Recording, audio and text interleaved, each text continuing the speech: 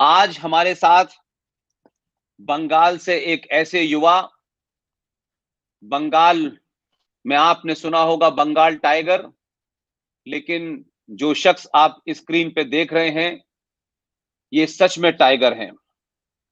ये किसी राजनीतिक दल, किसी राजनीतिक विचारधारा, किसी पार्टी, किसी संगठन से नहीं है। आपने लंबे समय तक स्वर्गीय तपन घोष के साथ काम किया और आज पूरे बंगाल में अगर किसी एक शेर से जिहादियों को डर लगता है, उसका नाम है देवदत्त मांझी। देवदत्त मांझी के बारे में मैं जरा कुछ बातें इसलिए बताना चाहता हूं कि देश समझ पाए कि आखिर देवदत्त मांझी कर क्या रहे हैं, कौन है और क्या करते हैं।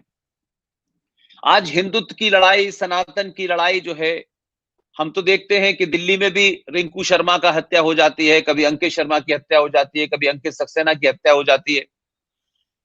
लेकिन हत्या हुई, हत्या के बाद पैसे इकट्ठे किए, उस परिवार को दे दिए, बात खत्म हो गई, कुछ कानूनी खानापूरी हो गई। लेकिन देवदत्त मांझी कहां बंगाल और कहां राजस्थान। आप पिछले 14 साल से सनातनी हिंदुओं को, जो अधर्मी उनको मार रहे हैं, रेप कर रहे हैं, मर्डर कर रहे हैं, उनका घर लूट रहे हैं, उनके खिलाफ मैदान में खड़े होकर लड़ते हैं। आप वहां जिस तरीके से जबरन लव जिहाद के जो शिकार लड़कियां हैं, उन विक्टिम्स को रेस्क्यू भी करते हैं, फिर उनको बसाते भी हैं।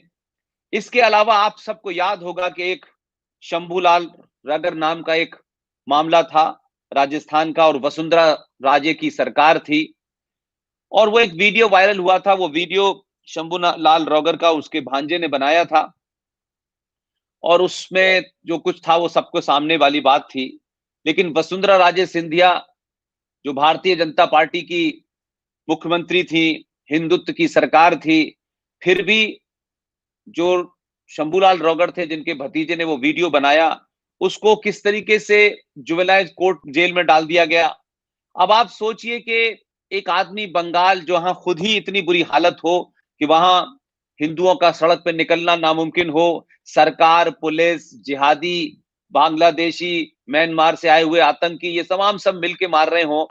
ऐसे में ना पुलिस मूक दर्शक बनी हुई है, सरकार मूक दर्शक बनी हुई है, व्यवस्था खामोश है। तब आप सोचिए कि देवदत्त मांझी बंगाल से चल के राजस्थान जाते हैं और उस शंभूलाल रैगर के परिवार में जो भी लोग होते हैं उनसे मिलते हैं, और जो उनका भतीजा जो था, जो 14 साल का, जो बाल गृह में था, आपने वहां भेष बदला और आप भेष बदल के उससे मिलने गए और उस पूरी बातों को, तथ्यों को आपने ध्यान से आकर के फिर लोगों को बताया।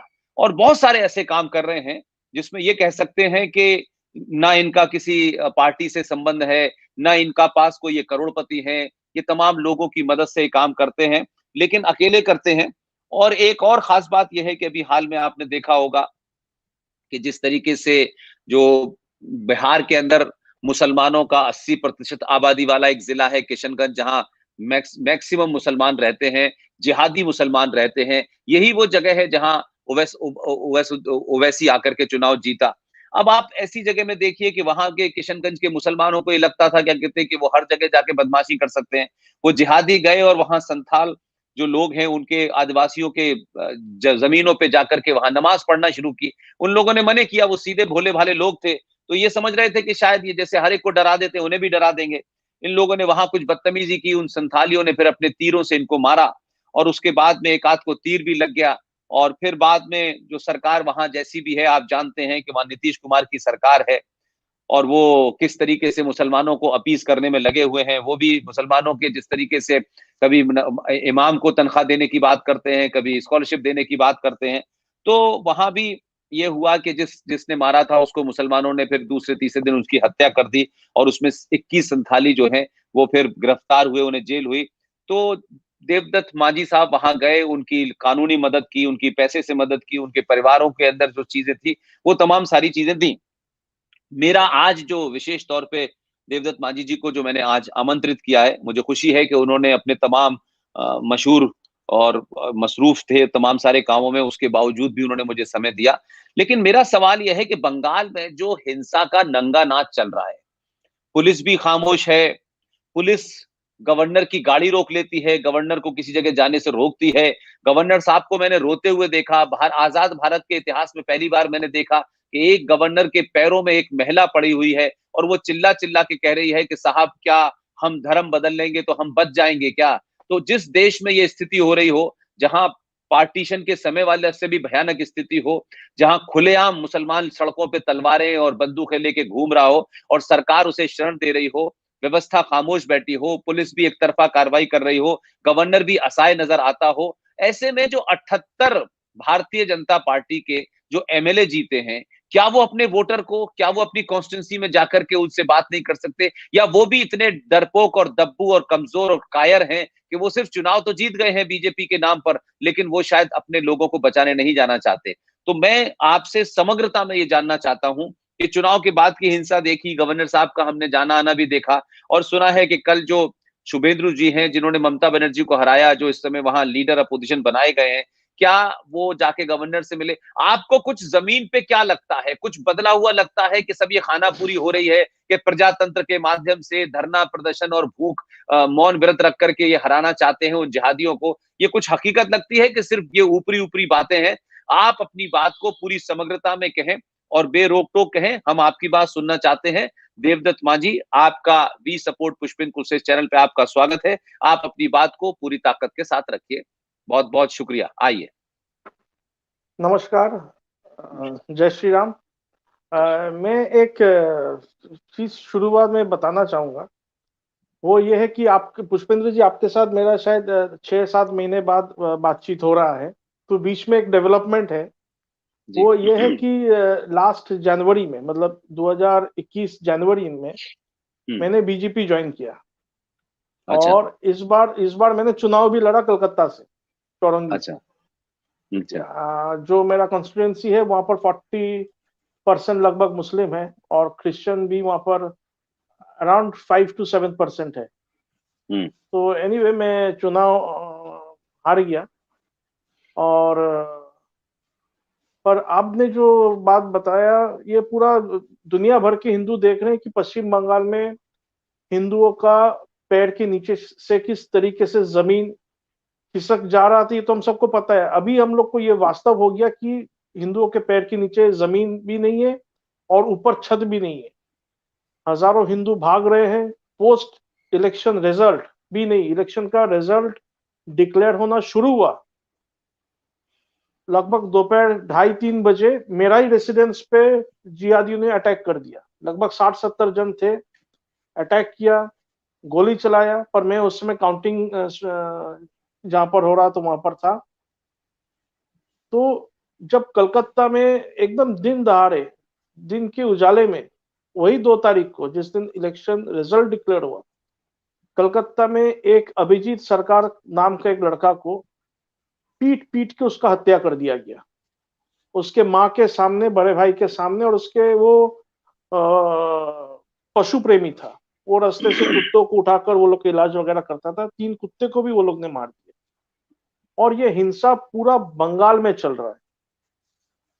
और ये चीज ध्यान में रखना जरूरी है कि हमारा देश का हर एक स्टेट, हर एक जिला का कोई ना कोई खासियत है, कोई ना कोई अपनापन है। तो बंगाल में भी कुछ खासियत है। आपने, मेरे जितने व्यूअर्स है, आप शायद आश्चर्य हो जाएंगे कि ये ममता सरकार एक ऐसा सरकार है जिसने CBI officer, on duty CBI officer को पुलिस लॉकअप में घुसा दिया था। वो 2-3 साल पहले की घटना है। सीबीआई ऑफिसर अपना काम कर रहा था और सीबीआई ऑफिसर को पकड़कर थाने का लॉकअप में घुसा दिया, ऑन ड्यूटी सीबीआई ऑफिसर। तो यहां पर इस तरीके से ममता शासन करती है।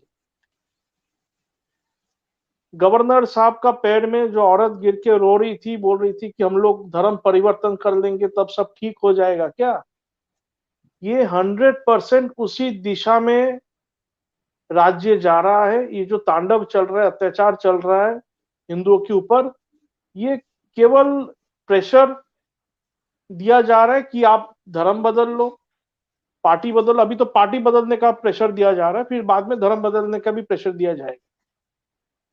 मैंने एक वीडियो ट्विटर में ट्वीट किया था, जिसमें दिखाई जा रहा है कलकत्ता में पुलिस भाग रहा है। और किससे भाग रहा है? केवल कुछ गुंडे, जिहादी गुंडे, वो पत्थर बरसा रहे हैं और पुलिस भागा जा रहा है। तो ये चीज देखकर अगर कोई आश्चर्य होता है, मैं उनको ये याद दिलाना चाहता हूँ, आज से 5-6 साल पहले सेंट्रल कलकत्ता में सिद्दीकुल्ला का रैली में, जमातियों का रैली में 4 आईपीएस ऑफिसर का सिर फोड़ दिया गया था मारकर, और 11 पुलिस घायल हुए थे। तो यहाँ पर हिंदुओं का सबसे बड़ा प्रॉब्लम ये है कि पुलिस कमजोर है। और मेरा स्वयं का ये मानना है, जहां पर 70% हो या 65% हिंदू रहता है, वहां पर हम क्यों पुलिस के ऊपर इतना भरोसा करें, क्यों आर्मी के ऊपर भरोसा करें? ये क्या हमारे लिए शर्म की बात नहीं है कि हर समय हमको पुलिस आके बचाएगा, आर्मी आके बचाएगा? पर अभी जो बंगाल का स्थिति है, अभी जो घटनाएं हो रही है, इसमें सबसे अलग बात यह है कि देखिए, पहले भी राइट हुआ बंगाल में। मालदा का कालिया चौक हुआ, धूलागढ़ हुआ, बसीराट में हुआ, साउथ 24 परगना का उस्ती में हुआ, उत्तर बंगाल में चोपड़ा, रायगंज, हर जगह में राइट होता है। पर एक जगह में होता है, 2 जगह में होता है। अभी पूरा बंगाल में हिंदुओं के ऊपर अत्याचार हो रहा है। और सबसे बड़ा प्रॉब्लम यह है कि अगर हिंदू थोड़ा साहस करके पुलिस स्टेशन पहुंचता है, या लकीली अगर पुलिस स्टेशन पहुंच जाता है, अपना जो पीड़ा है उसको पुलिस को कहने के लिए या कंप्लेन दर्ज कराने के लिए, पुलिस तुरंत टीएमसी वाले को, जिहादियों को फोन करता है, बुलाते हैं, देखो तुम्हारे खिलाफ ये कंप्लेन देने आ गया है। तो वो लोग आते, इसको उठा के ले जाता है, फिर पीटता है, या तो पुलिस उसी के ऊपर केस डाल देता है। ऐसा कहीं केस, बहुत सारे केस हमारे हाथ में आया है। बीजेपी के मंडल अध्यक्ष, उसने अपने इलाके का प्रॉब्लम बताने के लिए पुलिस को इन्फॉर्म किया। पुलिस बोल हम देखते हैं, जाओ। पुलिस आके उसी को उठा के ले जाता है, और जिहादी लोग उसका कारखाना तोड़ देता है, उसका घर में तोड़फोड़ करता है। हिंदू थोड़ा भी अपना आवाज उठाने के लिए साहस नहीं कर सके, इसका पूरा व्यवस्था जिहादियों ने और पुलिस ने कर रखा है। अभी पुलिस को पूरी तरीके से जिहादियों का इशारे में चला रही है ममता बनर्जी। पर सबसे दुख का बात यह है कि हमारे देश में इतने, मतलब पूरा देश में सोचिए 85%, 80% हिंदू रहते हैं। तो बंगाल के हिंदू मार खा रहे हैं, बंगाल के हिंदुओं को लड़ना चाहिए, उठ के खड़ा होना चाहिए, ये मैं समझता हूं। पर पूरा देश में कहीं ना कहीं तो इसका फिजिकल डेमोन्स्ट्रेशन भी होना चाहिए। हालांकि अभी लॉकडाउन चल रहा है, कोरोना का समय है, फिर भी इतना चुप है पूरा देश। देखा जाता है एक अखलाक, एक कहीं पर भी वो दोषी भी होता है मुसलमान, उसको कुछ हो जाता है, पूरा देश में आग लगा देते हैं। इंडोनेशिया तक में टायर जल जाता है। और हमारे देश में हजारों हिंदू घर से बाहर है। नोआखाली से भी ज्यादा बलात्कार इस पोस्ट इलेक्शन वायलेंस में हो रहा है। नोआखाली से भी ज्यादा बलात्कार हो चुका है। औरत डर रही है अपना टेस्टिमनी देने के लिए, क्योंकि उसको डराया गया, धमकाया गया कि तुम अगर अपना मुंह खोली, तुम्हारा बच्चे को मार देंगे, पति को मार देंगे, घर में घुस नहीं पाओगी। तो वो बेचारी अपना मुंह बंद रखी। पर कोई कोई औरत है, सोचिए 1000 में 1 या 2, जो अपना मुंह खोल रही है, बता रही है, सुप्रीम कोर्ट में भी जा रही है। अभी हमारे पास, हमारे प्रोटेक्शन में एक पिंकी बाज बोल के एक औरत है, और भी 2-4 है, उसका नाम मैं सोशल मीडिया पर या इसमें पब्लिक फोरम में मैं अभी नहीं ले रहा हूं, जो अपना टेस्टिमोनी दे रहे हैं। पर ये तो भयंकर स्थिति है। बंगाल दूसरा कश्मीर बनने जा रहा है कि नहीं हमको पता नहीं, पर बंगाल बांग्लादेश के साथ मिलाने का पूरा षड्यंत्र, केवल नहीं, पूरा उसके पक्ष में एक्टिविज्म चल रहा है, एक्शन चल रहा है। हजारों की संख्या में मदरसे बन रहे हैं, और मुसलमान जो मर्जी वो कर रहे हैं। बंगाल में एकदम खुला छूट उनको मिला हुआ है। और सबसे, मैं जो अभी जिक्र किया, पुलिस का जो रोल है, ये सबसे बुरा है, ये सबसे खराब है। इसमें मतलब इसका क्या तोड़ है, इसके लिए क्या कर सकते हैं, ये मुझको भी पता नहीं है। क्योंकि गरीब लोग है जो दिन में सोचिए 100-200 रुपया कमाता है, खाता है। लॉकडाउन में उसका भी कमर टूट गया है। पिछले साल आम्फान आया था, इस साल यश आया। लोगों का एकदम इकोनॉमिक परिस्थिति खराब है, गरीब लोग। ऊपर से अगर उनका बेटी को उठा के ले जाता है, पत्नी को उठा के ले जाता है, घर तोड़ देता है, तो वो बेचारा खाएगा क्या और अपना दुख भरी बातें लोगों को सुनाएगा क्या, या अपना परिवार का रक्षा करेगा कैसे? अगर पुलिस और एडमिनिस्ट्रेशन हॉस्टाइल हो जाए तब भयंकर स्थिति है। आप लोग अगर बंगाल गांव जो देहात है, जो विलेजेस है, वहां का परिस्थिति देखेंगे, मतलब आप लोग को ऐसा लगेगा कि ये पाकिस्तान में, जैसे कि तृणमूल कांग्रेस का एक लीडर है फिराद हकीम, बॉबी हकीम, वो किसी रिपोर्टर से कहा था, देखिए ये हमारे यहाँ का मिनी पाकिस्तान है। बड़ा गर्व से कहा था। अपने कलकत्ता का ये खिदिरपुर इलाका है जहां पर डीसी पोर्ट विनोद मेहरा का हत्या हुआ था 1984 में। बड़ी बेरहमी से उसको मार दिया गया था, तो उस समय सीपीएम का शासन था। तो वो इलाका को देखिए मिनी पाकिस्तान है। तो ऐसा लगेगा कि हम लोग सच में पाकिस्तान में ही रह रहे हैं, जहां पर पूरा एडमिनिस्ट्रेशन भी हमारे खिलाफ, हिंदुओं के खिलाफ है। और चाहे लीडर, पॉलिटिकल लीडर, चाहे कोई भी हो, अगर वो ये बात को नहीं समझे कि अगर इस देश में हिंदू नहीं रहेगा तो ये, चाहे तृणमूल हो, बीजेपी हो, कोई भी पार्टी नहीं रहेगा। पाकिस्तान में भी कोई कम्युनिस्ट नहीं है, कोई कम्युनिस्ट पार्टी नहीं है, ना बांग्लादेश में है। वहां पर या तो इस्लामिक पार्टी है हार्डकोर, या तो इस्लामिक पार्टी है सॉफ्ट वर्जन, सभी इस्लाम में है। तो बंगाल में ही भी वही हो जाने वाला है। डेमोग्राफी का जो चेंज है वो बड़ा स्पीड से हो रहा है। डेमोग्राफिक शिफ्ट हो रहा है, डेमोग्राफिक चेंज हो रहा है। हिंदुओं का जनसंख्या घट रहा है, मुसलमानों का जनसंख्या बढ़ रहा है, वो लोग का एरिया बढ़ रहा है। तो मामला बहुत गंभीर है। और जहां पर पुलिस पॉलिटिकल लीडर का, ममता का ऑर्डर से सीबीआई को अंदर कर सकता है, और आश्चर्य की बात यह है कि उससे भी ज्यादा आज के दिन में हो रहा है। जो निर्दोष लोग हैं वो लोग अभी जेल में सड़ रहे हैं। कोई कंप्लेन करने जाती है औरत, उसका पति को पकड़ के जेल में घुसा दिया जा रहा है। मेरे पास वो जो मैं पिंकी का नाम बोल रहा था, उसको उसका बेटे के सामने उसको पीटा, उसका बेटे को उसके माँ के सामने पीटा। फिर वो लोग अपना घर छोड़ के भागा जान बचाकर। पूरा घर के जितने सामान है सब लूट लाट लिया गया, सब लूट लिया। उसका पति वहां के लोकल टीएमसी लीडर को फोन करते हैं, भाई साहब गलती हो गया, हम लोग घर में आ सकते हैं क्या? तो वो मुस्लिम लीडर, उसका नाम है मुजफ्फर, वो उसको बोलता है कि तुम अपने पत्नी को मेरे पास छोड़ जाओ कुछ दिनों के लिए, उसके बाद तुम गांव या घर वापिस आ सकते हो। तो सोचिए कौन सी देश में हम लोग रह रहे हैं, कौन सी राज्य में हम लोग रह रहे हैं। और ये एक घटना नहीं, ऐसा पूरा लिस्ट भरा पड़ा है। और ये नहीं कि कोई मन बनाया बात कह रहा है, ये लोग गरीब लोग हैं, उतना चालाक नहीं है, तो ये लोग के पास प्रमाण तो नहीं है। पर ये वाला जो केस है, इसमें वो ओवर द फोन भी कह रहा है कि पत्नी को मेरे पास छोड़ जाओ, इसका प्रमाण है। पर ज्यादा से ज्यादा लोग कहां से, ये लोग पुलिस के पास जाने का हिम्मत जुटाएंगे जब देख रहे पड़ोसी जब कंप्लेन करने जा रहे हैं उसी को पकड़ के लॉकअप कर दिया जा रहा है, वो 1 महीना 15 दिन जेल में सड़ रहा है। लॉकडाउन है, नॉर्मल कोर्ट भी नहीं चल रहा है। कोई वकील अगर इस तरीके केस में अगर कोई एक्यूज अंदर जा रहा है, ज्यादातर वकील केस लेने से डर रहे हैं, घबरा रहे हैं। ये भी और एक समस्या है। एक विचित्र परिस्थिति बंगाल में अभी चल रहा है।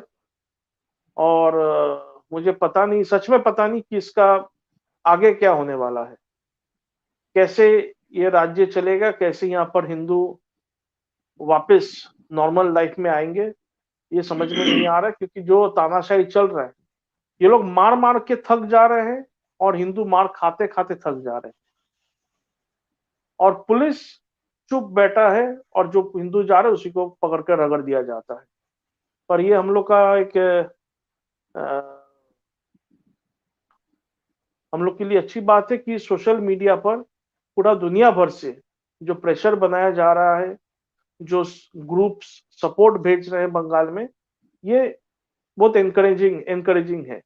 इससे क्या हो रहा है, कुछ लोगों जो लोग हैं गांव-गांव में रहते हैं, जो पीड़ित है, इनको ऐसा फीलिंग हो रहा है कि दुनिया भर के हिंदू हम लोग के बारे में सोचता है।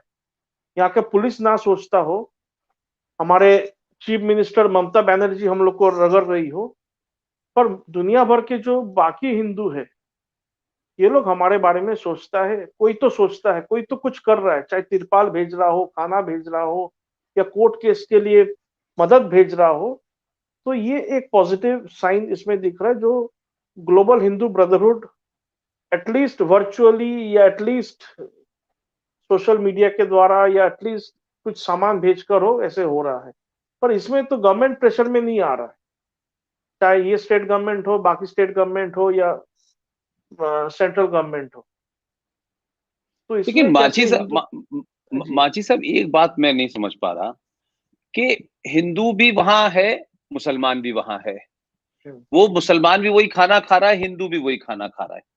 जी फिर ये ऐसी क्या बात है कि हिंदू चारों तरफ पिट रहा है और हिंदू वहां अमीर लोग भी हैं, बड़े लोग भी हैं और पुलिस भी में भी हिंदू हैं। तो मैं ये नहीं कहता कि पुलिस को हिंदू हो जाना चाहिए, लेकिन पुलिस जो है, क्या कोई इंस्ट्रक्शन है कि मुसलमानों के कोई गुंडों को, जिहादियों को, मर्डरर को, बलात्कारी को नहीं पकड़ना है और हिंदुओं को फंसाना है और हिंदुओं के ऊपर खामोश हो जाना है? या हिंदू पलट के वार क्यों नहीं करता है? हिंदू किसका इंतजार कर रहा है? मतलब हम जब ये देखते हैं तो ऐसा लगता है हिंदू बड़ा दीन है, हीन है, कमजोर है। जब उसकी जान ही जा रही है, उसकी पत्नी, उसकी बेटी की आबरू ही जा रही है, तो वो लड़ता हुआ नजर क्यों नहीं आया? मारते हुए क्यों नहीं मरता नजर आया? तो ये ऐसा लग रहा है जैसे सारी गरीबी, सारी कमजोरी, सारी परेशानी हिंदुओं के साथ ही है। उन मुसलमानों के साथ भी तो होगी ना। जो मुसलमान आए हैं वो कौन से बहुत करोड़पति लोग हैं? या वो बहादुर हैं, या उनमें डर नहीं है, या वो हर हर मुसलमान सरकार के की शह पे तो नहीं काम करता। दिल्ली में अगर वो मार देता है हिंदू को तो सरकार की शह पे तो नहीं काम करता। तो क्या हिंदू सिर्फ ये चाहता है कि उसकी मदद के लिए विदेश से लोग आए, यहां से लोग आए, वहां से लोग? अब ये मदद भी अगर कोई भेज देगा तिरपाल, तो वो तिरपाल में कितने दिन रहेगा? क्योंकि मौके पे तो लड़ना उसको है, तो वो हथियार नहीं उठा के मार सकता क्या? वो अपनी जान की रक्षा नहीं कर सकता? सुप्रीम कोर्ट ने कहा है कि आपकी जान पे अगर हमला हो तो आपको अपनी जान बचाने के लिए हथियार का इस्तेमाल करना चाहिए। तो वो भी नहीं लड़ना चाहता। तो क्या दीनहीन की तरह पूरे दुनिया का हिंदू से उसको उसको खाना पहुंचाता रहेगा, तिरपाल पहुंचाता रहेगा, वो खुद कुछ नहीं करेगा? अरे भाई 100 में से 10 मरेंगे ना, मर तो वैसे भी रहे हैं। तो ये बंगाल में खुदीराम बोस, सुभाष चंद्र बोस सिर्फ ये स्टेच्यू बन के रह गए क्या? लोगों को कुछ अपने पूर्वजों पे कोई कोई वो नहीं है कि सब दीनहीन बैठे हुए हैं? या वो जो अपने पाठा साहब थे उनका कोई याद नहीं करता है उनको? ये जो भी कुछ गोपाल आपने पाठक। बताया उससे बार ऐसे बार बार लग रहा है मुझे कि सारी तकलीफ, सारी परेशानी सिर्फ हिंदुओं को ही है। हिंदुओं के साथ सरकार नहीं है, हिंदुओं के साथ पुलिस नहीं है, हिंदुओं के खिलाफ ये है। तो भाई हिंदुओं के साथ क्यों नहीं है? ये बीमारी का इलाज हिंदू क्यों नहीं ढूंढ पा रहे हैं? सिर्फ मैं उस गरीब हिंदू की बात नहीं कर रहा, जो संपन्न हिंदू है उनका भी नुकसान हो रहा है। अगर आप एमएलए का चुनाव लड़ते हैं और आपके घर पे भी हमला हो रहा है, तो फिर ये तो समस्या कोई एक गरीब की नहीं रह गई ना, फिर तो ये सबकी रह गई। और टीएमसी में क्या हिंदू नहीं है? क्या टीएमसी के हिंदू अपने घर जाकर के हिंदू रीति रिवाज से नहीं रहते? तो क्या टीएमसी का हिंदू होगा तो नहीं मरेगा, और टीएमसी का हिंदू है तो वो बीजेपी के हिंदू को मारेगा? ये मुझे समझ से मेरे कुछ समझ में नहीं आ रहा है मैथमेटिक्स। या तो दो हिस्सों में सोसाइटी बढ़ गई, एक हिंदू एक मुसलमान, तो फिर उसमें टीएमसी, बीजेपी, कांग्रेस, लेफ्ट नहीं रहा। लेकिन टीएमसी में हिंदू भी है, जिहादी भी है, हिंदू पुलिस भी नहीं है वहां। हिंदू पुलिस वाला भी मार रहा है, जिहादी भी मार रहा है, और टीएमसी का हिंदू खड़ा देख रहा है। तो ये मैं समझ नहीं पा रहा कि क्या इसके पीछे क्या कहानी है। देखिए, एक तो टीएमसी हिंदू का भी घर लूट लिया जा रहा है, ऐसा भी है। और टीएमसी के हिंदू भी बीजेपी के हिंदू का या नॉर्मल हिंदू के ऊपर अत्याचार कर रहे हैं, ये भी है, दोनों है। क्योंकि नॉर्मली हिंदू डिफोकस्ड रहता है। जैसे कि एक हिंदू, मैं पहले भी बता चुका, एक हर एक मुसलमान, उसका गाइडलाइन फिक्स्ड है। उसको वो एकदम उसका जो टारगेट है, उसका जो लक्ष्य है, वो उसके पास एकदम क्रिस्टल क्लियर है, चाहे वो कितना भी गरीब और कितना भी अनपढ़ हो। एक जूता बनाने वाला मोची जो मुसलमान है, उसका भी टारगेट फोकस क्लियर है, और जो जज बन के बैठा है या जो मंत्री बन के बैठा है मुस्लिम, उसका भी फोकस क्लियर है। क्योंकि उसका जो ग्रूमिंग है, वो जो मस्जिद में जाता है, उसका जो मौलाना है, इमाम है, ये लोग वो लोग को एक सोशल टारगेट देके रखा है। पर हिंदू जब मंदिर में जाता है वो केवल अपने लिए जाता है, अपने परिवार के लिए जाता है, उसको कोई सोशल टारगेट, सोशल लक्ष्य उसके पास नहीं है। तो इसीलिए हम लोग एक नहीं हो पाते। और जहां तक बात यह है कि हिंदू लड़ क्यों नहीं रहा है, ऐसा नहीं है, कहीं कहीं ऐसा कुछ जगह है जहां पर हिंदू फाइट बैक कर रहा है। जहां पर फाइट बैक कर रहा है वहां पर पुलिस आके पूरा उसको क्रश कर दे रहा है, बुरी तरीके से क्रश कर रहा है, इतना उठा के मार रहा है ले जाकर थाने में। उसका पत्नी को बुला रहा है, पत्नी के सामने पति को नंगा करके पीट रहे मुसलमानों के सामने। ये डायमंड हार्बर का एक मैं घटना बता रहा हूं। तो हिंदू रिएक्ट कर रहे, जान बचाने के लिए लड़ना पड़ेगा, कुछ करना पड़ेगा, कर रहा है। पर पुलिस जो है बीच में सबसे बड़ा प्रॉब्लम बन के खड़ा हो जा रहा है। और ये तो सच बात है कि अपना जान बचाने के लिए, अपने बहू बेटियों का सम्मान बचाने के लिए, अपने पड़ोसी का बहू बेटियों का सम्मान बचाने के लिए हम लोग को लड़ना चाहिए। यही हमारा धर्म है। हमारे पूर्वज भी यही काम किए हैं, देश का आजादी के लिए किए हैं, अपने सम्मान बचाने के लिए किए हैं। तो ये काम हम लोग को करना चाहिए। कहीं कहीं गांव में ऐसा हो भी रहा है, जैसे कि मैं आपको बताया, एक्शन का रिएक्शन भी हो रहा है, बट उसका परसेंटेज बहुत ही लेस है, बहुत ही कम है। तो एक एक बात और मैं आपसे जानना चाहता हूं कि गवर्नर साहब ने जब वो दौरे पे निकले और फिर उसके बाद में तमाम वो सारी चीजें आई, तो गवर्नर साहब की क्या कोई रिपोर्ट आ सकती है? और मैंने एक जो बड़ा सवाल पूछा कि जो 78 बीजेपी के जो एमएलए जीते हैं, वो क्या कर रहे हैं? वो क्या रेस्क्यू करने जाते हैं या अपनी कॉन्स्टिट्यूंसी में बचाने जाते हैं या उनकी कोई मदद भी करते हैं, या वो भी डर के मारे कहीं दुब के बैठे हुए हैं? तो पुलिस जो है, क्या वो जिहादियों की पुलिस है, क्या मुसलमानों के इशारे पे काम कर रही है, या पुलिस को ये इंस्ट्रक्शन दिए गए हैं, या पुलिस करप्ट है कि उनको लोग खरीद लेते हैं इसलिए पुलिस वाले वो उन्हीं पे अत्याचार कर रहे हैं? क्या मुसलमानों ने पुलिस को खरीद लिया है क्या? देखिए, मिला जुला कर है, जितने गैर कानूनी काम है, चाहे गाय की तस्करी हो, गोल्ड स्मगलिंग हो, ये सब, इसमें सब जो इन्वॉल्व है, मैं नाम बता सकता हूँ। अब्दुल बारिक विश्वास है, वो तिहाड़ जेल भी होके आया है। ऐसे बहुत सारे हैं, जहांगीर है, ये सब बड़े पहुंच के स्मगलर्स है, इलीगल काम करते, इनके पास पैसे भरपूर है। ये लोग तो अपने इलाके में मैनिपुलेशन करते ही हैं पुलिस को। पर ओवरऑल एक इंस्ट्रक्शन है कि जो बीजेपी किया है, बीजेपी करता है, वो सबको बढ़िया से आप रगड़ो। और पुलिस जो है, या तो चुपचाप बैठा रहेगा, और जब हिंदू कुछ आवाज उठाने का प्रयास करेगा, वो हिंदू को पकड़ के बढ़िया से धुलाई करेगा और जेल में डाल देगा। ये क्लीन इंस्ट्रक्शन पुलिस के ऊपर दिया हुआ है। ये तो पुलिस ऐसा कर क्यों रहा है, ये तो हम लोग को समझ में नहीं आ रहा है। और जो बदमाशी कर रहा है जिहादी, उसको तो कुछ नहीं किया जा रहा है, जहां पर प्रमाण भी है, सब कुछ है। दिन दहाड़े कलकत्ता में तिलजला में एक मंदिर के ऊपर अटैक हुआ, मंदिर तोड़ दिया, मूर्ति तोड़ दिया गया, उसका भी वीडियो हमने डाला। कितने को अरेस्ट किया पुलिस? यहाँ पर पुलिस का एक अच्छा रवैया रहता है कि जहां पर विजिबली कोई जिहादी अगर कोई मंदिर तोड़ता है या कुछ बदमाशी ज्यादा करता है, तो पुलिस उसको पकड़ता है। पकड़ने के बाद, या तो उसको पकड़ने के बाद ये कहता है कि वो मानसिक रूप से अनस्टेबल है, या तो कोई पागल को ले जाकर अरेस्ट करता है, फिर उसको छोड़ देता है। ऐसा बहुत, मैंने ऐसा 3-4 घटना देखा। तो जब तक शासन स्ट्रॉन्ग हैंड्स में नहीं होगा, और जब तक इस तरीके की पुलिस को सबक नहीं मिलेगा बढ़िया से, तब तक पुलिस का जो रुख है ये बदलने वाला नहीं है, मुझे जो लगता है। और जहां तक बात यह है कि इंस्ट्रक्शंस पुलिस को कैसा दिया गया, ये एकदम पक्की बात है।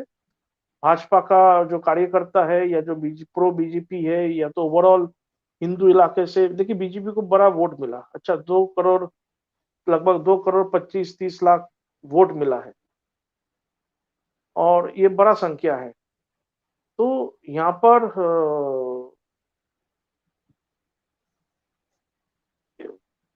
पूरी तरीके से जो हिंदू इलाका है, जहां पर बीजेपी को अच्छा वोट मिला है, जो भाजपा की, ये लोग को पूरी तरीके से क्रश कर दिया जाए। हाँ, आपने जो बताया कि जो 77 या 75 एमएलए है, ये लोग क्या कर रहे हैं? देखिए, कहीं कहीं वो लोग प्रयास कर रहे हैं लोगों को बचाने का, लोगों को हेल्प करने का। पर इनमें से हर कोई उतना सीजन्ड नहीं है कि कुछ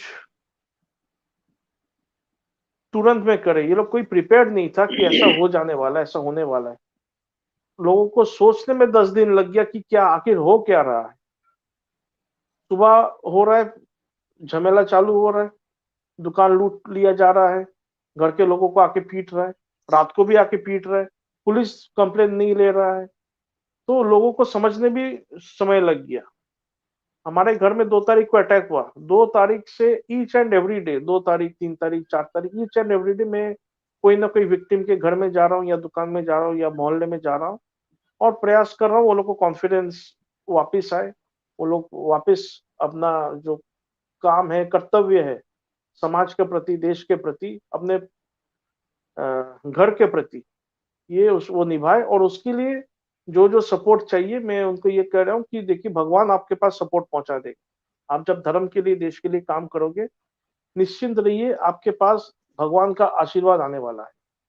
आप जेल जाएंगे तो उसमें भी आपको सहयोग मिलेगा कानूनी बैटल लड़ने के लिए, आपके परिवार को देखा जाएगा। पर आप घर छोड़ के मत भागिए, अपनी इलाका छोड़ के मत भागिए, क्योंकि एक बार आप लोग भागकर आए हैं बांग्लादेश से, बांग्लादेश चला गया, वो पूर्व पाकिस्तान चला गया, फिर यहाँ से भागकर कहीं और जाने का नहीं है।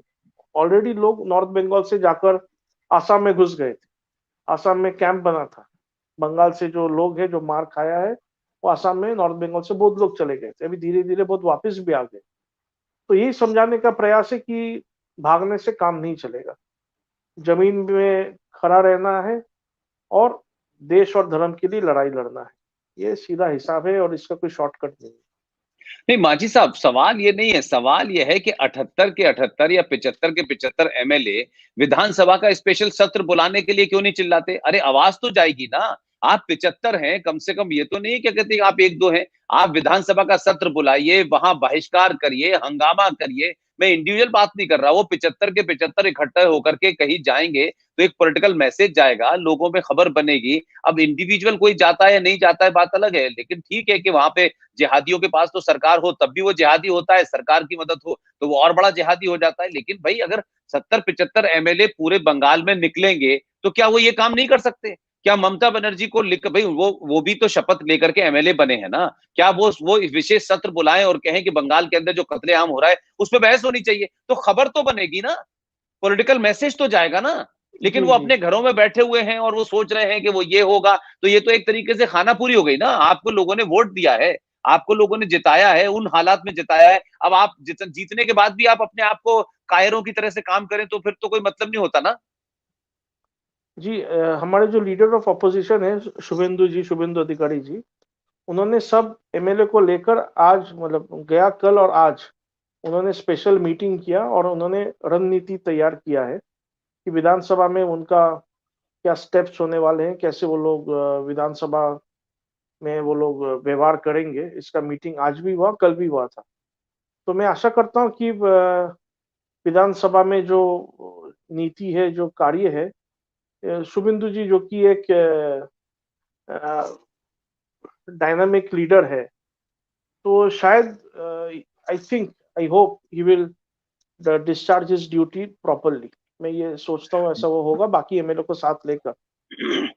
नहीं, डायनामिक से ज्यादा तो इंपॉर्टेंट ये है कि वो तो टीएमसी से आए हैं तो उसकी सारे कलपुर्जों को जानते हैं, कौन सा नट कहाँ लगा हुआ है और कौन सा कलपुर्जा कहाँ लगा हुआ है, तो वो जानते हैं ना इस बात को। ऐसा तो हाँ नहीं हाँ कि हाँ हाँ देखो बीच टीएमसी के कोई छोटे मोटे नेता हैं, तो वो तो नहीं समझ रहे नहीं। होंगे ना कि कहाँ कहाँ से चीजें आ रही हैं, कौन कौन लोग हैं, कितने जिहादी बांग्लादेश से आए हैं, कितने आतंकी कश्मीर से आए हैं, कितने बिहार से वहां पहुंचे हैं। तो ये तो बाहर से भी जाके पहुंचे हैं ना, तो फ्री में जमीनों पर कब्जा करने को मिल रहा है और हिंदू औरतें उनको मिल रही है। तो सवाल मेरा कहने का सबसे बड़ा ये है कि क्या कोई बंगाल के अंदर जो भी कुछ हो रहा है, वहां का बंगाली जब हम जैसे लोगों से या जो दिल्ली बंगाल से बाहर है, हमसे क्या उम्मीद करता है? हम यहां से बैठ के उसके लिए क्या कर सकते हैं? देखिए, बंगाल में हिंदू के ऊपर जो अत्याचार हो रहा है, जो जिस तरीके से सोशल मीडिया पर आ रहा है, मीडिया, देखिए मीडिया ब्लैकआउट है। पश्चिम बंगाल का कोई भी मीडिया, बंगाल में जो घटना हो रहा है, कोई भी, एक भी मीडिया नहीं दिखा रहा है, एक भी मीडिया नहीं छाप रहा है। तो ये केवल सोशल मीडिया के कारण से ही, माध्यम से ही लोगों के पास, दुनिया भर में के लोगों के पास ये मैसेज जा रहा है, क्या हो रहा है यहाँ पर लोग जान रहे हैं। तो दुनिया भर के जो हिंदू है, जो दिल्ली में बैठा है या रायपुर या राजस्थान हो या शिकागो हो, जापान हो, यहाँ पर जो हिंदू बैठे हैं, जो रहते हैं, ये लोग क्या कर सकते हैं? ये लोग ज्यादा से ज्यादा इसको और हाईलाइट करें, ममता के ऊपर प्रेशर क्रिएट करें, सेंट्रल गवर्नमेंट को अर्जी करे कि आप कुछ हिंदुओं को बचाने के लिए आप कुछ और स्ट्रॉन्ग स्टेप लीजिए, तुरंत लीजिए, before the damage is so much कि लोग मोराली बिल्कुल क्रश हो जाए। जिस तरीके से पाकिस्तान के आज हिंदुओं का हाल है, वो बनने से पहले we have to take action. Central government को एक्शन लेना चाहिए। I hope central will take some action very soon. और दुनिया भर के हिंदू और क्या कर सकते हैं? लोगों को मदद कर सकते हैं, लोगों को बोल सकते हैं, जो जिसके रिश्तेदार बंगाल में रहते हैं उनको और मोटिवेट कर सकते हैं कि आप ये लड़ाई जल्दी मत छोड़ो, आपको लड़ाई लड़ना है। मुसलमान जो जमीन पर रहता है, जो आसमान के नीचे रहते हैं, आप भी उसी में रहते हैं, वो 30-35% होके आपको पीट सकते हैं, आप 60-70% होके उसको रोक क्यों नहीं सकते? यही मैं गांव-गांव में जाता हूँ तो यही मैं सबको बोलता हूँ, चाहे फोन करते हैं लोग, अभी भी फोन आ रहा है, तो मैं यही बोलता हूँ। इसी से क्या है, जो लोग थोड़ा रुक के खड़े हो रहे हैं, वो कुछ कर ले रहे हैं, कहीं पे जो जिहादी है थोड़ा बैकफुट में जा रहे हैं। पर जब सरकार और पुलिस बिल्कुल एक पक्ष ले लिया है, तब थोड़ा बैटल हम लोग के लिए टफ है। मैं तो ये बोलना चाहता हूँ कि अगर लड़ाई लड़ना है, मैं थोड़ा कॉपी पेस्ट कर रहा हूँ वो अकबरुद्दीन ओवैसी का, कि फिर आप पुलिस को हटा लो, पुलिस को ऑफ कर दो, फिर लड़ाई लड़ो, फिर देखते हैं क्या होता है। यहाँ पर पुलिस बिल्कुल वो लोग का शील्ड बन के, प्रोटेक्टर बन के, और हिंदुओं के ऊपर आतंक करने के लिए यूज किया जा रहा है, जो बहुत ही दुखद बात है। तो अगर आपसे ये कहा जाए कि आप केंद्र सरकार से क्या मांग रखना चाहते हैं, तो क्या आपकी केंद्र सरकार से मांग होगी जो आप चाहते हैं? कि क्या क्या केंद्र सरकार क्या करे? पुलिस भेज नहीं सकती वहां, राष्ट्रपति शासन अभी लग नहीं सकता, तो क्या क्या करे सर? दिल्ली की सरकार के आपको लगे कि वो उससे कुछ फर्क पड़ने वाला है? देखिए सरकार क्या करेगा, दिल्ली का सरकार अभी अगर राष्ट्रपति शासन नहीं लग सकता है, कम से कम ये मैटर को, जो प्रेस है, जो प्रेस के पास जो प्रेस चलाने का अथॉरिटी है, लाइसेंस है, प्रेस वाले को बोला कि आप इस मैटर को क्यों नहीं प्रकाश कर रहे हो, क्यों नहीं इसको चला रहे हो, दुनिया भर के लोग जान नहीं रहे हैं। स्टेट गवर्नमेंट को प्रेशर में लाए कि you have to do something, ताकि ये जो तांडव है, ये जो अग्रेशन है, ये बंद हो जाए तुरंत। कुछ तो देखिए, मैं तो वो छोटा स्तर का जमीनी कार्य करता हूँ। अभी जो बड़े लोग हैं, जो राष्ट्रपति भवन में रहते हैं, हजारों उनका सहयोगी है, बड़े नेता है, ये लोग को हल पकड़ना पड़ेगा, ये लोग कुछ करेंगे। मैं तो जमीनी स्तर का कार्य करता हूँ, मैं लोगों का मदद के लिए दौड़ता हूँ, कुछ करता हूँ, छोटा मोटा काम से मेरा ये है। तो मैं कैसे सजेस्ट करूंगा कि केंद्र को क्या करना चाहिए? मेरा छोटा दिमाग में जो है, राष्ट्रपति शासन लगाना चाहिए। तो अगर वो नहीं लग सकता है तो ऐसा कुछ करना चाहिए कि जैसे ये यहाँ पर ये समस्या तुरंत रुक जाए। सुप्रीम कोर्ट को और स्ट्रांगली इंटरवीन करना चाहिए। सुप्रीम कोर्ट हम देखें बहुत सारे मैटर को सो मोटो लेते हैं, प्रोएक्टिव हो जाते हैं, तो यहाँ पर भी वैसा होना चाहिए। सेंट्रल फोर्सेस और डिप्लॉय होना चाहिए एरियाज में, ताकि हिंदुओं को थोड़ा कॉन्फिडेंस मिले। और अच्छा, आखिरी आखिरी बात ये बताइए कि एक आम हिंदू से, चाहे वो विदेश में कैलिफोर्निया में बैठा हो, न्यूयॉर्क में बैठा हो, न्यू जर्सी में बैठा हो, दिल्ली में हो और दूसरी जगह हो, अगर आपसे मैं कहूं कि आप कुछ अपील करना चाहते हैं देश भर के हिंदुओं से, उन हिंदुओं से जो जिहादियों को अलग अलग जगह अलग अलग शक्लों में लड़ रहे हैं, दिल्ली में भी लड़ रहे हैं, कश्मीर में भी लड़ रहे हैं, यूपी में भी लड़ रहे हैं, बिहार में भी लड़ रहे हैं, उन लोगों से मैं कहूं आपसे कि आप कुछ क्या अपील करना चाहते हैं, तो आखिर में आप वो अपील बता दें। और मैं समझता हूं कि आपने काफी चीजें बताई हैं, और लेट्स सी कि अब कब से आपका जो है विधानसभा का अधिवेशन शुरू होने वाला है। अभी तक नोटिफिकेशन तो आया नहीं, मेरा जो अच्छा। जानकारी है। हाँ, जी। जी। इसका नोटिफिकेशन जो मैं देखिए, मेरा जो अपील है दुनिया भर के हिंदुओं से, वो है कि रियल सेंस में जो ग्लोबल हिंदू ब्रदरहुड है, और उनसे अगर उधार लेके बोलूं तो इस्लामिक उम्मा जो है, उसके जैसा ग्लोबल हिंदू ब्रदरहुड जो है, ये केवल ये टोकनिज्म में नहीं रह जाए, केवल वर्चुअल दुनिया में या सोशल दुनिया में, मीडिया में, या केवल व्हाट्सएप में, फोन में नहीं रह जाए। आखिरकार लड़ाई जो है ये जमीन का लड़ाई है, ग्राउंड में लड़ाई है, that is the final battle. हम तर्क से तो वो लोग से जीत ही लेंगे, दिन में 10 बार तर्क करेंगे, 10 बार जीत लेंगे, कभी भी तर्क में बैठेंगे जीत लेंगे, पैसे से भी जीत लेंगे, हर चीज से हम लोग जीत लेंगे।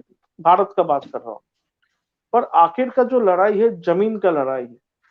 तो जमीन में जो लोग लड़ाई ज्यादा से ज्यादा कर सकते हैं, करने के लिए सक्षम है, हर तरीके से प्रिपेयर्ड है, मतलब फिजिकली एंड मेंटली, वो ज्यादातर जो है वो सो कॉल्ड पिछले वर्ग के लोग हैं, जो संथाल है, जो SC ST है, और बाकी गांव में रहने वाले लोग हैं। शहर में भी जो युवा पीढ़ी है, लड़ाई ये लोग करेंगे। तो ये लोग जब अपने सोसाइटी का डिफेंस में आगे जाते हैं, आप इसको पुल बैक मत करिए। हमारा समस्या ये है कि कोई अगर पड़ोसी का बच्चे को या बेटी को बचाने के लिए हमारे घर से जाता है तो हम उसको रोक देते, भाई मत जाइए, मत जाओ, झमेले में मत पड़ो। ऐसा नहीं होना चाहिए। कोई अगर ये काम करता है, घायल होता है, मरता है, जेल जाते हैं, हमको उसका परिवार के साथ खड़ा होना चाहिए, ताकि दूसरे को देखकर ये सीख मिले, ये मैसेज मिले कि कोई अगर धर्म का इश्यू में आगे बढ़ता है, लड़ाई लड़ता है, तो दुनिया भर का हिंदू जो है उसके पीछे खड़ा रहता है, उसका साथ देता है। और अल्टीमेटली ये जो है ये नंबर्स का खेला है, और नंबर्स के साथ साथ मोटिवेशन, अंडरस्टैंडिंग। हमारे शत्रु, हम लोग चांद में कौन जाते हैं इसका खबर रखते हैं, पर हमारा पड़ोसी जो है, खान हो, मियाँ हो, चाचा हो, जो भी हो, दाढ़ी टोपी वाले, ये हमारे घर के ऊपर नजर रखते हैं, हमारा मूर्ति तोड़ने के लिए सोचते हैं, और हमारा पूरा देश को निगल जाना चाहते हैं, हमारा देश को दारुल इस्लाम बनाना चाहते हैं, और हमारा जो संस्कृति है, कल्चर है, इसको पूरी तरीके से खत्म करना चाहते हैं। ये अनुभव, ये अनुभूति ज्यादातर 90% लोगों को नहीं है। आप लाखों लोगों को, करोड़ों लोगों को जगा रहे हैं, इसके लिए मैं आपको नमन करता हूं। आई डोंट हैव वर्ड्स कि मैं किस तरीके से आपको ये करूं, क्योंकि आपका वीडियो जो मैसेज दे रहा है दुनिया भर के हिंदू युवाओं को, खाली युवाओं को नहीं, उसके परिवार को, लोग भी समझ लें, परिवार वाले, घर के जो माता है, बहन है, काका है, बुजुर्ग है, ये सब भी आपके बात से बहुत प्रभावित होते हैं। पर मेरे को एक बात, एक दिल्ली का ही मेरा एक फ्रेंड है, वो वकील है, वो कह रहा था कि जन्म नियंत्रण का कानून आ जाना चाहिए, तब भारत में जो मुस्लिम समस्या है इसका समाधान होगा। पर मुझे लगता नहीं कि इससे समाधान होगा, वो आपका कानून नहीं मानेगा, तब आप क्या करेंगे? नहीं नहीं नहीं, मैं कह रहा हूँ कानून आ भी गया तो जो जो ये जो जो जो 20-20 पैदा हो रहे हैं वो तो मरेंगे नहीं ना। नहीं नहीं भाई नहीं। पहले ही वो डैमेज, अब जब तक कानून आएगा, बनेगा, लागू होगा, तब तक तो दुनिया आधी निकल जाएगी ना हाथ से। वो हाँ तो पहले ही हाँ हाँ निकली हुई है। तो हमारे यहाँ हाँ तो लोग कानून की बात भी जब करते हैं, जब चिड़िया खेत चुके जा चुकी होती है, तब भी हम कानून हाँ। बनाने की बात करते हैं। और हिंदू इस देश में कानून बना करके लड़ना चाहता है, कानून की लड़ाई नहीं है। यहाँ हथियारों की लड़ाई है। लोग आपके दरवाजे पे आपको लूटने आए हैं, आप कह रहे हैं हम कानून बनाएंगे, हम पुलिस में जाएंगे। हम एक आदर्शवाद की स्थिति में हिंदू क्यों रहना चाहता है? पुलिस में रिपोर्ट करेंगे, पुलिस आएगी, पकड़ के ले जाएगी, सुप्रीम कोर्ट में जाएंगे, वहां से न्याय मिलेगा। किसी कमजोर को दुनिया में कोई न्याय नहीं मिलता है। जिसकी राइट। जूता मजबूत होता है, जिसकी तलवार मजबूत होती है, चाहे न्यायपालिका हो चाहे पुलिस हो, उसी के सामने झुकती है। ये दुनिया का नियम है। ये सब बातें बड़ी अच्छी लगती हैं आदर्शवाद में। नहीं नहीं, देखिए साहब, हमें सबको मिलके रहना है, फलाना रहना है, ढिमाका रहना है। मिलके रहने होते होते तो आज भारत के 10 टुकड़े ना होते, और ईरान जो था, जो एक पारसी देश था, जो वो आज मुसलमान देश न बन जाता। पाकिस्तान न बनता, बांग्लादेश न बनता, इंडोनेशिया न बनता, अफगानिस्तान न बनता, श्रीलंका न बनता। लेकिन हिंदू एक आदर्श स्थिति में रहने का आदी हो चुका है। वो अपनी अपनी कायरता को छुपाने के लिए बड़ी बड़ी बातें करने लगेगा। पूरा विश्व हमारा घर है, अपना घर सुरक्षित नहीं है, पूरे विश्व की बकवास करने लग शुरू करता है। उस बीमारी से ये बाहर नहीं आना चाहता है। ये चाहता है कि नहीं, मेरी लड़ाई अमित शाह लड़े, मेरी लड़ाई मोदी लड़े, मैं नहीं लड़ूंगा। मुसलमान ना तो सरकार का इंतजार करता है, ना पुलिस का इंतजार करता है। उसे करना है कर देता है, इसलिए कोई फर्क नहीं पड़ता है। वो पूरा समाज इकट्ठा होता है। तो बंगाल के लोगों को ये समझना चाहिए कि सिर्फ सुभाष चंद्र बोस का नाम लेने से या रविंद्र संगीत सुनने से या गांगुली का क्रिकेट देखने से या मोहन बागान का फुटबॉल का मैच देखने से बंगाल नहीं बचेगा। बंगाल को बचने के लिए आपको भी उसी भाषा में और उसी तीर से जवाब देना होगा जिससे आपके ऊपर हमला हो रहा है।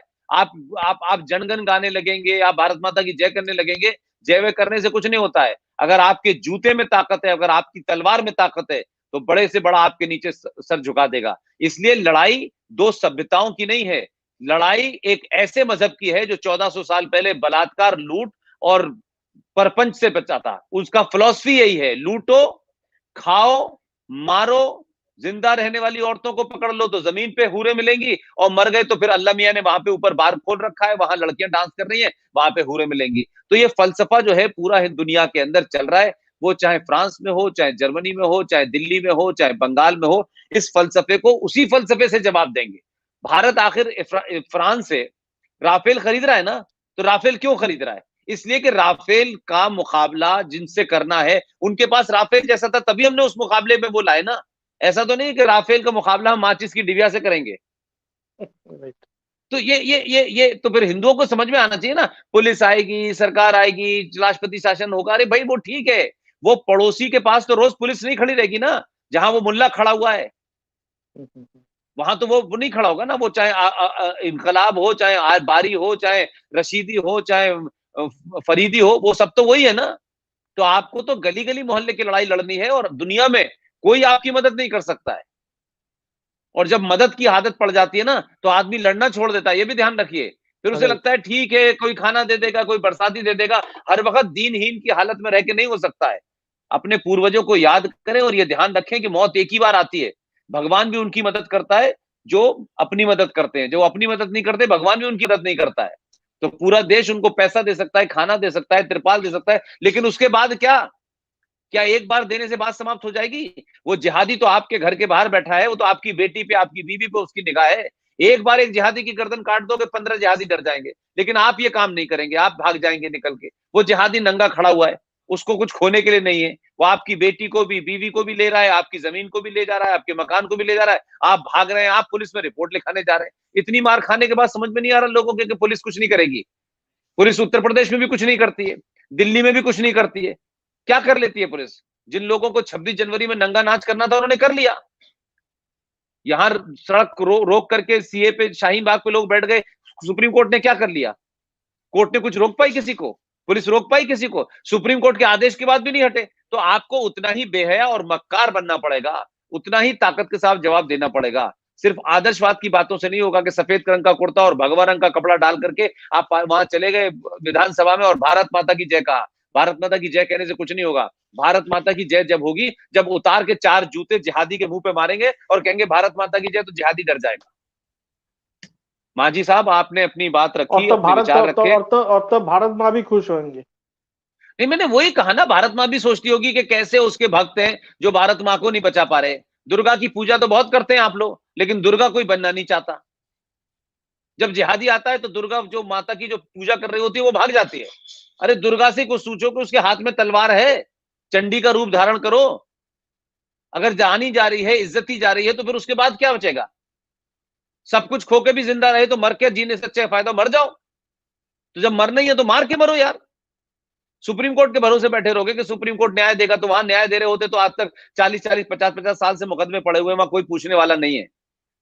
ये न्याय व्याय सब ताकतवर लोगों की पैर की जूती होती है, कोई नहीं मानता। जो ताकतवर है वो घूम रही है, बेल पे घूम रही है, माँ बेटे सोनिया और उसका बेटा बेल पे घूम रहे हैं, कोई पूछ रहा है? अरबों खरबों का घोटाला कर रखा है।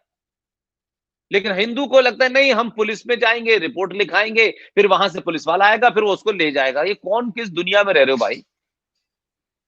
ये नंगों की दुनिया है। जो ज्यादा बड़ा नंगा है उसी से लोग डरते हैं। और हिंदू वो बनना नहीं चाहता, हिंदू आदर्श में रहना चाहता है। उसके मंदिर कोई बनवा दे, उसकी लड़ाई कोई लड़ ले, उसके बच्चे को कोई पढ़ा दे, खुद नहीं लड़ेगा। नरेंद्र मोदी आए, दरवाजा खटखटाए और पूछे भैया कि तुम ठीक हो, मैं जाऊं? ये बीमारी लग गई है हिंदू को। इसलिए जो कौमें मरने से डरती हैं वो जिंदा नहीं रहती। मांझी भाई, आपका बहुत बहुत धन्यवाद। और आप जब दिल्ली आए तो तशरीफ लाएं, लेकिन अभी कोरोना की वजह से मुलाकात बहुत मुश्किल है। हम लोग जो यहाँ से कर सकते हैं, मैंने पहले भी बंगाल के ऊपर, जब वो आपका चुनाव जीते थे या जब रिजल्ट आए थे, तो उसके बाद भी मैंने 1 घंटे बोला था मैं बंगाल के ऊपर मैंने, और उसमें काफी कुछ मैंने अपनी बातें कही। और मैं अपनी बात कहते में, चाहे केंद्र सरकार हो चाहे राज्य सरकार हो, मैं कभी किसी के लिहाज नहीं करता उसमें कि भाई ये केंद्र सरकार है। ठीक है, सरकार है, सरकार का काम है अपना काम करना। हम एक आम नागरिक है, हमें अपनी बात को कहने का अधिकार है, बगैर किसी को गाली दिए, भाषा की मर्यादा को ध्यान में रखते हुए हमें अपनी बात कहनी चाहिए। लिहाजा मैं ये मानता हूं कि आपके ऊपर ज्यादा जिम्मेदारी है, क्योंकि आपने भारतीय जनता पार्टी ज्वाइन कर लिया। ये वैसे जब आपने बताया तो मेरे लिए खबर थी कि आप भारतीय जनता पार्टी ज्वाइन कर लिया आपने। तो अगर आप हाँ, आए हैं और बोल भी रहे हैं, तो ये भी है कि भारतीय जनता पार्टी में पता नहीं आपने ऊपर के लोगों से पूछा कि नहीं पूछा कि मैं बोल सकूं, क्योंकि वहां तो मुंह खोलने के लिए भी पूछना पड़ता है, क्योंकि वहां सारे लोग अपने आप रहते हैं, वो सारे काम मोदी को करने हैं, सारे काम अमित शाह को करने हैं, ये कुछ नहीं करेंगे। जिहादी नहीं पूछता है टीएमसी से, जिहादी मुस्लिम लीग से नहीं पूछता है, वो कर देता है। वो पार्टी वार्टी को कुछ नहीं मानता, वो पार्टी उसके लिए सिर्फ एक पार्टी होती है, बैंड बाजे वाली पार्टी, और कुछ नहीं होती है। लेकिन बीजेपी के लोगों के लिए पार्टी ऐसे हो जाती है कि बस अब मुंह बंद रखना है, अब पिटते रहना है, अब चुप रहना है, हम पिटते रहेंगे। अरे भाई अपनी बात तो को यार, आप रहोगे तो पार्टी रहेगी, या पार्टी रहेगी तो आप रहोगे, मुझे बताओ। अगर मांझी सही जी बात नहीं है। रहेंगे तो पार्टी कौन रहेगी? ये 78 एमएलए जो घूम रहे हैं, ये पार्टी की वजह से या पार्टी इनकी वजह से? बहुत बहुत धन्यवाद, thank you very much. Thank you, नमस्कार। नमस्कार।